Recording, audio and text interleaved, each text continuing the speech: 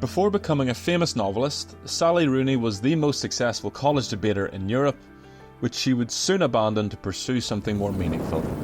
Her fascinating journey is a cautionary tale about not just chasing success, but finding the right kind of success. If you have read any of Sally Rooney's novels, you will notice that a lot of her stories are set in Dublin and the west of Ireland. Both of these places are very familiar to Sally, having grown up in Castlebar in County Mayo, and then went on to study English at Trinity College, Dublin. Sally had been writing since she was a teenager, and her first taste of success came when she was still in secondary school, or high school, where some of her poems were published in The Stinging Fly, a hugely influential literary magazine for emerging Irish writers. Having moved from Mayo to Dublin during her college years, she was coping with adapting from country to city life. She also started college in the aftermath of the 2008 financial crisis, an event that devastated Ireland. People were losing their jobs, emigrating and going bankrupt. As I'll get into later, this very event has even had its impact on the books she is releasing today. Like many people starting college and hoping to make friends, she looked into joining societies on campus. What particularly caught her eye was a famous debating society at Trinity College known as the College Historical Society, which is often nicknamed the HIST. Little did she know this society would have a profound impact on her life. College debating societies are often the breeding ground for aspiring politicians, entrepreneurs, writers and lawyers. Perhaps Sally was also inspired by the fact that famous Irish writers such as Oscar Wilde, Bram Stoker and Samuel Beckett were also part of this society and debated in the very same halls. In one of her essays, Sally wrote, "When I first started attending college debates, I was a nearly friendless teenager living away from home for the first time. For me, the most talented speakers seemed to possess a subtle power and command that was almost glamorous. I started watching debates every week, just sitting in the audience, mostly on my own." It was not until her second year of college that Sally finally plucked up the courage to switch from a mere audience member to an actual debater on stage. "I was 19 when I started debating competitively, and it's probably fair to say that most things I did when I was 19 were motivated by a desperation to be liked. At first, I found the competitions almost unbearably exhilarating. I suffered from such intense nerves that I often couldn't eat anything until the debating was finished. I also lost most of the debates that I took part in." Through debating, Sally soon became more socially conscious and interested in global affairs, something which she would echo in her writing many years later. According to Sally, "When I first started out, I knew nothing at all about the outside world. I didn't know when the war in Afghanistan had started, or what the Patriot Act was, or where exactly the Arab Spring was happening. In the very beginning, I accepted defeat in debates on such subjects with good humour. After that, I made some disastrous attempts to fake my way through them. Eventually, I just started reading the news." Sally continued writing poetry, and more of her poems were occasionally published in The Stinging Fly. Additionally, Sally was studying literature and reading many classic novels, but also witnessed a new movement in literary fiction that came in the wake of Ireland's financial crisis. Sally has argued that this change in society also brought on a completely different change in Irish writing. Ireland's economy was floundering, and the Catholic Church was becoming less relevant, and this was reflected in the books and writing that was coming out at the time. She cites authors like Kevin Barry, Lisa McInerney, Colin Barrett and Mark O'Connell as some of the many writers in this movement, all of which were writing about contemporary Irish life. After about a year of debating, Sally gradually started to experience something that many psychologists call a state of flow. A state of flow happens across all disciplines and is said to be a driving force behind successful musicians, writers, scientists and sports stars.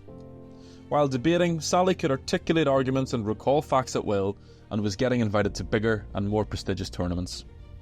Sally described it as this sort of state you just click into, and you feel that something is being channeled through you. That is probably a very vague and silly way of putting it, but you feel you're sort of at one with yourself and you're doing something that just suits you perfectly in that moment. Having experienced success in Ireland, Sally also debated overseas, across Europe and across the world. However, it was during one particular competition in Belgrade in Serbia that she began to view her success in a completely different light. Sally was asked to debate about Serbian politics, a topic she knew nothing about, but was handed notes on the topic by her debating partner just a few hours before. Despite her ignorance, she made the semi-finals. She realised that debating was all just a game. For Sally, succeeding at this presented her with a series of mixed emotions, especially when being asked to debate positions that she knew nothing about, and sometimes didn't actually agree with. According to Sally, after Belgrade, I took some time off competing. Really, I was just bored and tired, but this expressed itself as suspicion and bitterness. I no longer found it fun to think of ways in which capitalism benefits the poor, or things oppressed people should do about their oppression. Actually, I found it depressing and vaguely immoral. It was during her final year of her English degree that she participated in the European University's Debating Championships in Manchester. Despite having slightly fallen out of love with debating, she received a record number of points and won the competition. She was crowned the best debater in Europe, but for some reason felt unsatisfied. She had the classic existential crisis of reaching the top of a mountain, but wondering what to do next. Sally said, "Participation in a game, any kind of game, gives you new ways of perceiving others. Victory only gives you new ways of perceiving yourself." So, Sally stopped competing and decided instead to work as a judge and help out students looking to get into debating. She also got a volunteer role as a debating judge, which gave her the chance to travel across the world and reflect on her life. Ultimately, she was convinced that she would never debate again. She has reflected on this moment and said, "Success doesn't come from within. It's given to you by other people, and other people can take it away. In part, this is why I stopped competing. I didn't want to give up the feeling of flow, that perfect self-eliminating focus, but I didn't want to perform it for points anymore. Academic life had presented me with much the same problem. I thought about things only as hard and as thoroughly as my grades required. Maybe I stopped debating to see if I could still think of things to say when there weren't any prizes." Sally went on to do a master's in American literature and was particularly inspired by the famous writer J.D. Salinger. One aspect of her life that provided her with genuine pleasure was creative writing, where she would write not out of some competitive impulse or need to impress others, but for her own enjoyment. While Sally is very much an Irish writer, you can still see her love of American writing in her work too, particularly in her very direct writing style and heavy emphasis on dialogue. She was once jokingly referred to as Salinger for the Snapchat generation. Sally, at this time, was writing stories, but most of the quotes I've shared with you come from an essay about her debating life titled "Even If You Beat Me." This essay got published in the Dublin Review, which, like The Stinging Fly, is another important and influential literary journal in Ireland. I have included a link to the essay in the description below. Perhaps it was the right place at the right time, or perhaps it was inevitable, but this essay caught the eye of literary agent Tracy Bohan. According to Bohan, "I said to Sally, 'I know you write fiction as well. Do you have any material you'd like to share?' Bohan recalled Rooney giving her a manuscript titled Conversations with Friends. A month later, Bohan sent the manuscript to publishers and received bids from 7 of them. So, in an incredibly short space of time, Conversations with Friends went from a file in Sally's laptop to selling copies all across the world. This was published in 2017, and a year later, her second novel, Normal People, was also on the shelves. Her work was praised for its deeply honest portrayals of relationships, class inequality, as well as the many modern anxieties facing millennials and Gen Z. Having given up debating, Sally enjoyed a new state of flow in writing novels, and thankfully for her millions of fans, hasn't looked back since.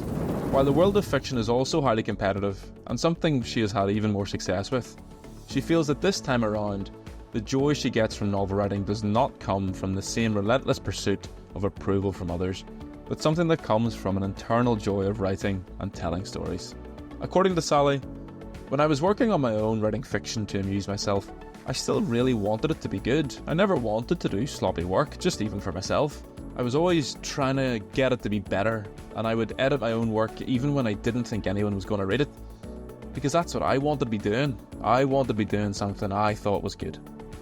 So, what the debating world lost, the literary world gained. If you're interested in Irish fiction, then you will definitely want to check out our video on Cillian Murphy's upcoming movie, Small Things Like These, which is based on a novel by Claire Keegan. You can watch this by clicking on the icon on your screen right now. As always, thanks for watching, and if you want us to make more regular videos, please like and subscribe to the channel.